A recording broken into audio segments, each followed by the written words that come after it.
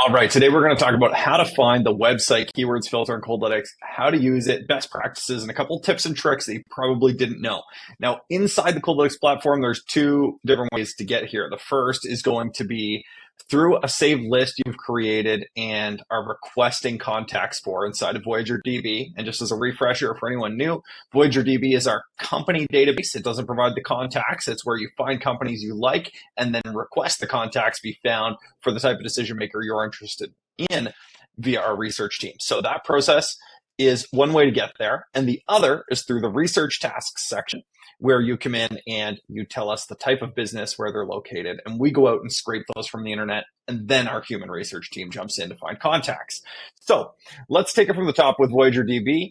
In the end, the mechanism's the same. I think it's just easier to start building from here. We'll click on this list I've saved called US Pallet Recycling.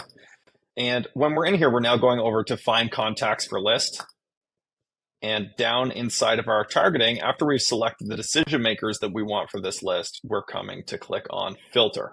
It's right here under popular filters on the right, website keywords. So there are multiple ways to use this. You can say these words must appear, one of them must appear, or if any of those words appear, we don't want that prospect. So here's an example. Let's say we were looking at a window installation list and we wanted to find window installers. One of the problems you might have is that that type of business will have many window showrooms. You'll see Home Depots, different companies like that that are selling window related products, but they aren't necessarily window installers, and that's critical. So what you might do is say when window select appears on the website and showroom does not appear on the website.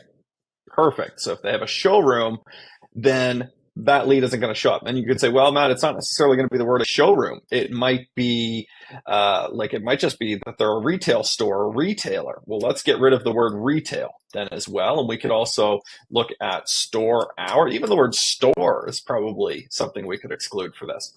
Okay, so you're starting to get the idea here. We could also say, and the term install needs to appear on the website.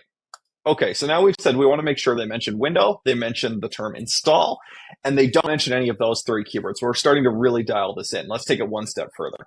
We could say, in addition to those, we also want at least one of these to appear. We could say not just windows, it could be egress windows appears, or maybe these are for a high rise, or they are mentioning glazing, or they are mentioning thermopane, or any of these other window related words on the website. So now we're saying, hey, not only do they have to have window and install, they have to at least mention one of these words. And if they mention any of the exclusions, then they're off the list.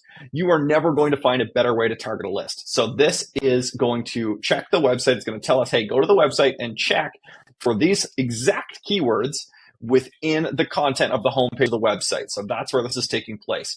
Once you've done this, you can follow up with your deliver step, select the data points you want, and go ahead and launch that list. So if you need clarification on anything else or want a demo or tutorial on something else that's not on our YouTube channel yet, not in our help center, feel free to reach out to me via our live chat and request that. We'd be happy to shoot that for you guys. Thanks so much for watching. Have a fantastic day, and bye for now.